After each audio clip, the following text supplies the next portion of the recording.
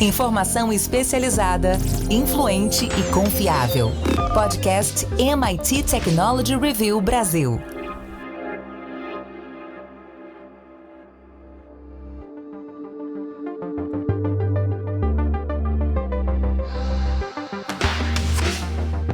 Olá, eu sou André Miceli e esse é mais um podcast da MIT Technology Review Brasil. Hoje eu e Rafael Coimbra vamos falar sobre o impacto da inteligência artificial para os desenvolvedores de software.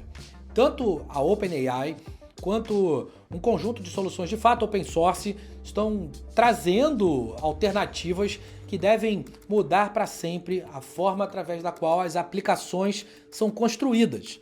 Mas, antes da gente começar, como de costume, eu quero dizer que esse podcast é um oferecimento do SAIS, líder em Analytics. Também te convidar para entrar para a nossa comunidade. Vai lá em www.mittechreview.com.br/assine. Rafa Coimbra, pela primeira vez, a gente escuta previsões analisando a diminuição de vagas para desenvolvedores de software. O que está acontecendo, meu amigo? André, o que está acontecendo é que a tecnologia, sobretudo, especificamente a inteligência artificial generativa, ela é capaz hoje de se programar ou pelo menos entregar parte dos códigos. Eu tenho feito alguns testes, inclusive, e estou impressionado como uma grande parte das tarefas que antes eram feitas por profissionais, sejam desenvolvedores de códigos, sejam desenvolvedores de outras atividades, desde uma apresentação de PowerPoint, por exemplo, hoje você, em questão ali de segundos, consegue otimizar diversas dessas operações. E tem um outro elemento, André, que é interessante a gente pensar, é que essas inteligências artificiais novas, diversos modelos, eles estão mudando a forma de pensar e tratar dados. Se a gente for analisar como a gente construiu esses modelos inicialmente, eles estavam muito, não só dependentes, mas eles eram muito inspirados, vamos dizer assim, num modelo mental humano. Era quase que uma forma de fazer de uma capacidade muito mais poderosa, muito mais rápida, mas era quase que espelhando o cérebro humano. E o que a gente começa a ver agora, cada vez mais, é que esses novos modelos, eles têm uma habilidade de, vamos chamar assim, pensar diferente. E a gente nem às vezes consegue compreender como essas estruturas, como esses algoritmos ali internamente, numa super velocidade, numa super capacidade de analisar dados, como eles funcionam exatamente. Só que tem um lado interessante, se ao mesmo tempo tem ali esse lado meio obscuro, que a gente tem que compreender cada vez melhor, isso abre uma nova porta, um novo portal para a criatividade, para soluções de problemas, porque as máquinas pensam de uma maneira diferente. Eu estou fazendo, obviamente, aqui várias metáforas, mas é como se fosse isso. Esquece o nosso tipo de raciocínio, né? Imagina que a gente criou uma nova espécie, nesse caso aqui, as máquinas movidas por inteligências artificiais, e elas entendem o mundo, elas percebem as coisas e elas processam essas informações de uma maneira completamente diferente. O que acontece? Os resultados são diferentes. Vou dar um exemplo prático. Quando a gente vai buscar no campo da saúde novas moléculas, novos medicamentos, o ser humano, né, tá olhando ali com tudo que a pessoa aprendeu na faculdade ali de biologia, de farmácia, de medicina. Mas a máquina, ela esquece aquilo ali, ela pega só aquelas informações e ela entende de uma maneira diferente. Então ela enxerga melhor, com mais capacidade, de outra forma. E, obviamente, a partir dali, começam a surgir novidades. Você fala, caramba, eu nunca tinha parado para pensar nisso. É porque a gente não tem essa capacidade. E a máquina tem. Então, acho que esse diferencial é algo novo, é algo que está começando, que, se bem explorado, vai trazer muitas inovações para a humanidade. Agora, Rafa, tem uma equação que pode trazer resultados bem diferentes. Porque se por um lado algumas previsões mais apocalípticas apontam para diminuir cerca de 70% dos postos de desenvolvedores, dado que, especialmente em questões de front-end, questões genéricas de back, para fazer as funções mais rudimentares, fazer o CRUD de uma aplicação que que teoricamente também já está disponível, ou praticamente disponível em alguns geradores de código. O setor de tecnologia trabalha com essa possibilidade há muito tempo. Por outro, existe um processo de sofisticação da linguagem, das linguagens em geral. Tem os próprios prompts de inteligência artificial, que vão precisar ser dominados quando a gente estiver falando de prompts para desenvolvedores de aplicações, mas tem as integrações, que vão ficar mais complexas, especialmente com os legados. Tem a gestão dos ambientes em nuvens híbridas, todas as questões de segurança, os dispositivos IoT. Tem um outro mundo acontecendo em paralelo que vai aumentar uma demanda que hoje em dia o mercado já não dá conta, que é de formar desenvolvedores.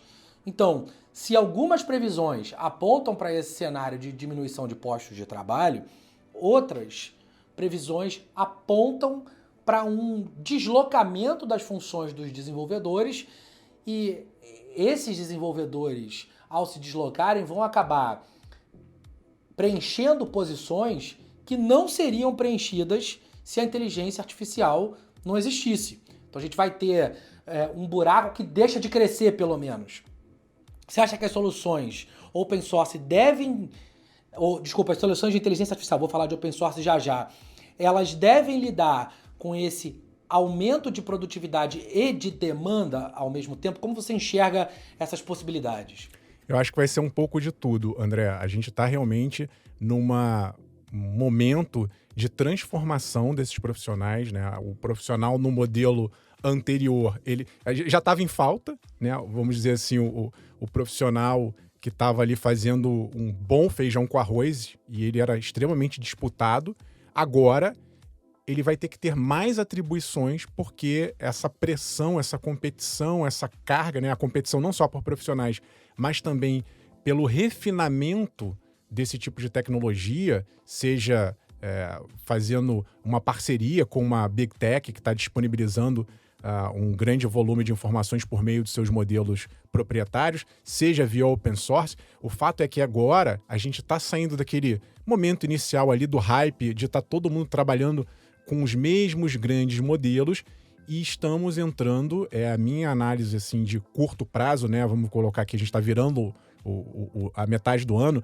Eu diria que esse segundo semestre de 2023 ele será marcado por empresas de todos os portes, né? Isso vale para todo mundo, porque tem solução para todo tipo de bolso e de estrutura, mas será um momento de refinamento, de personalização, para que cada uma dessas empresas pegue o que está rolando aí no mercado, encontre o melhor formato e desenvolva aplicações que realmente façam sentido para o seu negócio. O que a gente tem visto também é um hype muito grande, todo mundo usando, mas sem saber como usar direito, ou usando sem um propósito específico para fazer com que haja inovação, que haja redução de custos, a automação no sentido de azeitar mais a máquina do negócio. Então, é um momento de decantamento para que essas tecnologias sejam melhor usadas personalizadamente. Rafa, e o open source? A gente vai falar um pouco sobre alternativas de desenvolvimento open source em relação à inteligência artificial. Tem um boom que pode acontecer, ou que, de certa maneira, vem acontecendo, de produção de inteligência artificial, de modelos generativos que vão, de alguma forma, acelerar o processo de inovação, mas a gente precisa observar como o mundo open source vai lidar com esse processo. Qual a tua opinião sobre esse caminho? É um grande debate hoje, André, se a gente vai ficar novamente nas mãos das Big Techs, ou se essa disseminação de conhecimento por meio de comunidades de código aberto, no caso da inteligência artificial generativa, se isso vai crescer a ponto de liderar o segmento. Veja, se a gente for olhar para trás, para o passado, já tem open source, né? No código da computação clássica, dos sistemas operacionais, isso já existe há muitos e muitos anos. Fato é que existe quem opta por esse tipo de conhecimento e desenvolvimento, e há quem opte pelas soluções prontas dessas grandes empresas de tecnologia. A gente vai ver algo, eu acho, parecido. Só que aí tem um detalhe interessante, André. Veja, a corrida começou, né, a corrida mais recente, impulsionada pela OpenAI, que é a criadora do ChatGPT, e que, por sua vez, fez ali um bem bolado com a Microsoft. A Microsoft usa a tecnologia da OpenAI. Na corrida ali veio o Google, que também veio com seu modelo proprietário. Então, são duas empresas que usam estruturas poderosíssimas fechadas. Lembre-se que a gente até comentou recentemente que quando a OpenAI divulgou o GPT novo, 4, ela não deu muitos detalhes. Por quê? Porque ela era uma empresa que se dizia ali aberta, né? Trazia open no nome, mas estava ali entregando um pouco da sua tecnologia, dos seus conhecimentos, e depois entendeu que não, é hora de ganhar dinheiro, vou fechar aqui, vou começar a cobrar, e só quem tiver aqui comigo em termos de negócios é que vai usar a minha tecnologia. Então, OpenAI e Microsoft se tornam um negócio, Google, por sua vez, vem com o negócio, e aí tem uma coisa interessante. A Meta, lembrando, né, que é a dona lá do Facebook, Instagram e WhatsApp, a Meta usa uma estratégia completamente diferente. Diz o seguinte: vou liberar o meu modelo para quem quiser, vou transformar o meu modelo open source. E aí eu tô tentando entender qual é a grande estratégia do Mark Zuckerberg, porque né, não faz sentido para uma empresa como a Meta, um conglomerado, abrir a sua tecnologia. Ou talvez faça. Talvez ele possa estar usando aquela estratégia de fazer com que esse mercado use aquela base criada pela Meta e transformar o mundo dependente daquela tecnologia e depois talvez fazer um movimento como a OpenAI, de fechar ali e começar a cobrar. Não sei. Mas é interessante porque vários modelos agora estão circulando. Então existe ali vou chamar assim, uma batalha pelo meio de campo ali, as médios e pequenos desenvolvedores, diversas comunidades criando, mas ainda, André, usando como base o poder de processamento desses 3 grandes eixos. Ou é Meta, ou é Google, ou é Microsoft / OpenAI. Então, a gente ainda está dependendo do poder de processamento das Big Techs. Mas talvez em algum momento, até pelas características que eu comentava no início da nossa conversa de hoje, essas comunidades consigam desvendar um pouco desses mistérios e encontrar formas mais eficientes de fazer com que esses modelos rodem sem precisar de tanto poder de processamento. Talvez encontre ali um refinamento algorítmico que seja capaz de bater ali com os modelos das Big Techs. Eu acho que, de uma maneira geral, a gente vai ver também nos próximos meses esse duelo, mas chama atenção, André, que isso tem prós e contras. Eu estou aqui só pensando do lado mais positivo, né, como agente de criatividade. Por outro lado, essa mesma tecnologia disseminada sem controle, a gente sabe que ela pode ser usada para o mal. E aí a gente também tem que ficar de olho, porque uma vez que esses códigos eles sejam liberados, né, estejam nas mãos de pessoas maliciosas, dificilmente a gente consegue colocar isso de volta num quadradinho. Liberou e fica complicado saber o que determinadas pessoas vão fazer com isso. Então, eu temo, né, quando uma empresa como a Meta abre assim, esse código, eu entendo a intenção, acho que é uma boa intenção, né, do desenvolvimento, das pesquisas, da transparência, que é algo importante dentro da inteligência artificial. Mas quando abre-se demais também, a gente tem que pensar que sempre na tecnologia tem gente que faz um bom uso e um mau uso dela. E antigamente, Rafa, a gente olhava para a tecnologia, para as ondas de tecnologia, e elas demoravam entre 3 e 5 anos para chegar no Brasil. Se você saber o que ia acontecer com o mundo tech aqui, era olhar para os Estados Unidos, contar de 3 a 5 que ia chegar. As linguagens de programação, a demanda pelas linguagens de programação, os ERPs, os softwares de gerenciamento de ambiente, as soluções de cibersegurança, até antes da pandemia, dava para afirmar com um certo grau de precisão que esse era o timing das coisas chegarem aqui. Quando você olha para essas mudanças no mercado, você vê um encurtamento dessas ondas, ou você acha que a gente ainda vai poder olhar para os países mais desenvolvidos para prever o que acontece aqui com um pouco mais de segurança? André, olhando para o hardware, a gente, infelizmente, está muito atrás e vamos continuar atrás porque não existe uma política focada nisso. Então, se a gente for pegar aí a onda do 5G, equipamentos que eu estou falando, pegar agora a onda da inteligência artificial, equipamentos que eu estou falando e modelos, a gente está muito atrás e vai ficar dependente. Ponto. Mas existe uma camada que roda por cima dessa infraestrutura, que é a camada do uso, né? Do que você faz com esse poder de processamento, com essa tecnologia sensacional do ponto de vista de poder. Isso é de igual para igual. A gente, no Brasil, pelo que a gente tem acompanhado, tem muita gente já testando, usando, metendo a mão, fazendo com que os resultados apareçam a partir do uso dessa tecnologia. Como eu disse, muita gente comprando, né, as soluções, seja assinando ali a versão mais poderosa do ChatGPT ou do Midjourney, que também é pago. Algumas empresas vão pagar isso de uma forma indireta, né? No caso, quem for usar os produtos da Microsoft ou da Adobe, no caso, o Photoshop novo está sensacional, já tem essa tecnologia embarcada, mas isso tudo que eu estou falando é pago. E, obviamente, é pago porque são super produtos. Mas eu acho que está na mão de qualquer um, né? Qualquer um que pode, e aí, nesse caso, você não precisa pagar nem tanto, você tem acesso a essas tecnologias poderosas por um preço bem acessível, muito mais barato do que, por exemplo, você montar um seu ChatGPT, né? Uma empresa que hoje queira fazer, como eu disse, a parte do hardware, vai ter que gastar muito dinheiro e talvez nem faça sentido. Eu acho que as maiores oportunidades estão no bom uso dessas ferramentas. Ainda que você pague ali comercialmente um pouco, ainda que você tente desenvolver uma parte dentro de casa, mas o Brasil, nesse sentido, ele teria uma oportunidade, eu acho, de ser líder.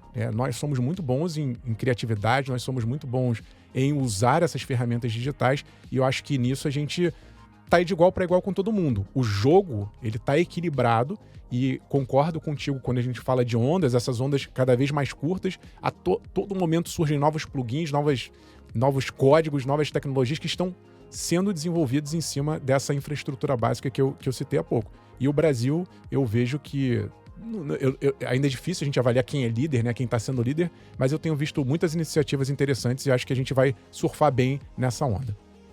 É isso, eu também acho que no final das contas, especialmente para os devs, isso traz muito mais oportunidades do que ameaças, especialmente para os devs que resolverem se atualizar e que mantiverem o ritmo de estudos que é constante. A gente viu alguns perfis se tornarem obsoletos ao longo dessas últimas 2 décadas com uma velocidade substancial. Aposto que vamos ver outros perfis agora, mas a gente certamente vai ver muitos perfis surgindo também. A faculdade de tecnologia vai sofrer uma mudança substancial nos próximos anos. A construção dos cientistas da computação, os programas educacionais que desenham o início de carreira desses profissionais, esses programas vão ter que mudar muito, porque as carreiras, sem dúvida nenhuma, vão mudar muito. A gente já está bastante acostumado a ver esses programas se tornarem obsoletos com o tempo, mas agora, se não houver uma mudança substancial, a galera já vai chegar no final do ciclo de construção, ali no final da faculdade, muito distante, tendo que correr muito por fora. E evidentemente, isso vai fazer com que muitas oportunidades sejam perdidas e é legal que o Brasil consiga surfar essa onda. O Brasil perdeu algumas ondas de desenvolvimento de software em relação a exportar tecnologia para o mundo. O programador brasileiro é muito bom há muito tempo.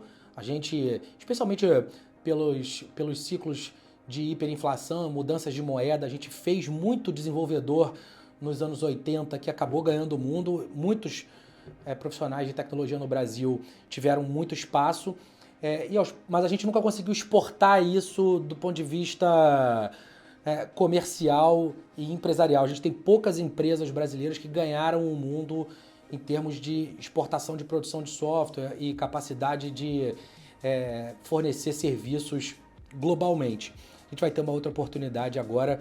Eu espero que os brasileiros, Rafa Coimbra, aproveitem. Tomara. O que mais você precisa saber? Enquanto isso, a gente vai olhando para o curto prazo e eu viro a chave te perguntando no que você vai ficar de olho essa semana. Tô de olho, André, num movimento lá nos Estados Unidos que tem muita relação com o que a gente acabou de conversar, porque envolve uma parte de inteligência artificial generativa, que é a greve de roteiristas, primeiro nos Estados Unidos, o pessoal que faz, né, escreve roteiro para série, para filme, entrou em greve. E aí começou também uma movimentação para greve de atores. E o que eles estão exigindo, né? A gente sabe que esse mercado de streaming está extremamente competitivo, extremamente saturado, tem grandes empresas ali duelando. Essa greve dos roteiristas já acabou prejudicando ali algumas produções da Netflix, da HBO também.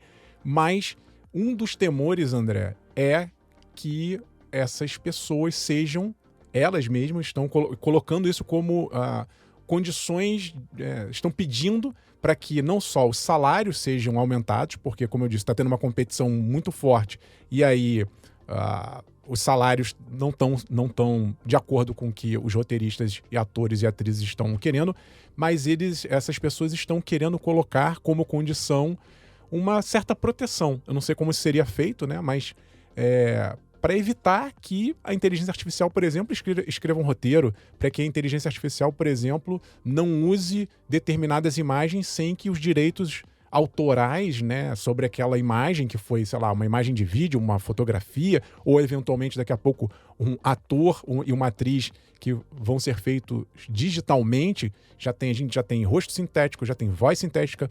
Há pouco tempo, no evento nosso lá do MIT, eu vi uma apresentação de um filme, uma tecnologia que você pega o filme e você grava uma vez o filme e depois consegue-se fazer com que o filme seja dublado, né? A voz, era o seguinte, a voz da atriz foi sintetizada para diversas línguas.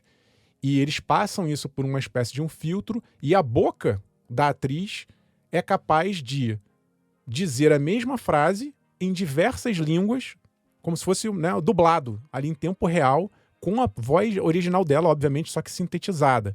Com a boca mexendo perfeitamente, você não consegue distinguir que aquilo ali foi um efeito feito, né, com o uso da inteligência artificial. Então, isso, claro, que chama atenção, choca não só a classe dos roteiristas, que mexe muito com criatividade, mas também de atores e atrizes que estão ali se sentindo ameaçados pela inteligência artificial.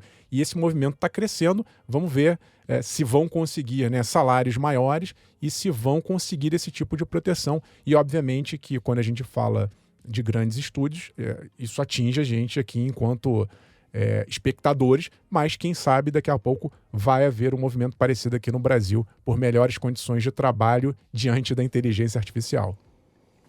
E aí, para você que é mágico de estar nos ouvindo, fica aí a inteligência artificial substituindo os ventrílocos, Rafa. É tipo isso. Bom, Rafa, vou seguir de olho no Innovators Under 35, a maior premiação da MIT Technology Review no mundo. Já foram premiados o Mark Zuckerberg, o Larry Page, o Sergey Brin, enfim, muitos nomes que hoje se tornaram gigantes do mercado de tecnologia passaram pelo Innovators Under 35 da MIT Technology Review nos Estados Unidos. E agora a gente refaz, a gente cria o Innovators Under 35 Brasil, que tem como objetivo encontrar as pessoas com menos de 35 anos. A gente montou aqui um júri local com pessoas de mais de 35 anos que vão nos ajudar a encontrar a próxima geração. Então, empreendedores, inventores, líderes humanitários, visionários, pioneiros, profissionais que em alguma instância inovam em 6 áreas: arte, tecnologia, saúde, negócios em geral, ESG e soluções específicas de inteligência artificial, vão ter oportunidade de se inscrever para fazer parte dessa comunidade global de inovadores. A MIT Technology Review faz nas suas 8 regiões um prêmio local e a gente inicia o Innovators Under 35 Brasil. As inscrições já estão abertas lá em www.mittechreview.com.br. Você pode não só entrar para se inscrever, como também entrar para indicar alguém e depois a gente segue o nosso fluxo por aqui. Além disso, tá chegando o dia, Rafa, do Innovative Workplaces. A gente passa o nosso primeiro semestre falando das corporações, o Innovative Workplaces, o prêmio da MIT Technology Review para as empresas mais inovadoras do Brasil. E o segundo semestre, agora vamos falar bastante sobre as pessoas, os inovadores na pessoa física. Então tem na jurídica e na física, Rafa, tem inovação de todo tipo. E agora está na hora de ir, mas antes de desligar, quero lembrar que esse podcast é um oferecimento do SAIS. Rafa Coimbra, meu amigo, até a semana que vem. Um abraço, André, e a todo mundo que nos ouve. Reforço, indique alguém, né? Você pode se candidatar lá no Under 35, se você acha que você tem aquelas habilidades que estão lá no nosso site, mas se você conhece alguém também, se já passou, por exemplo, da idade, como é o meu caso, indica alguém. Achou legal? Sugere o nome lá, porque a gente tem como meta esse ano premiar as pessoas mais inovadoras até 35 anos no Brasil. Grande abraço, André, até semana que vem. Uma lista muito restrita, Rafa. A gente vai premiar muito pouca gente. O processo, depois a gente vai divulgar as pessoas que vão nos ajudar a encontrar os inovadores, o júri, o método em si. Tem um método, uma fase objetiva e depois esses formulários vão lá para a MIT Technology Review nos Estados Unidos para eles nos ajudarem nesse processo de escolha. É isso, vai ser muito legal. Como o Rafa falou, se você achar que não se enquadra ou se você não se enquadrar por qualquer razão, indica alguém. A gente quer achar quem está ali voando debaixo do radar e inovando de diversas maneiras. Como eu falei, tem algumas listas que premiam, tem uma visão um pouco diferente. A MIT Technology Review segue o seu processo padrão de restringir tudo. O funil aqui, Rafa, ele não é largo, a gente sabe disso. Todo o processo de construção com a MIT Technology Review é bastante criterioso e o Innovators Under 35 vai seguir esse processo que é duro, como as empresas que já participam do Innovative Workplaces bem sabem. Vai ser muito legal, estou bastante ansioso para ver quem a gente vai descobrir, meu amigo. Enquanto isso, a gente vai conversando por aqui e semana que vem tem mais. Semana que vem tem mais podcast da MIT Technology Review Brasil para a gente falar sobre tecnologia, negócios e sociedade. Um grande abraço para todo mundo. Tchau, tchau. Você ouviu o podcast MIT Technology Review Brasil, apresentado por Tech Institute.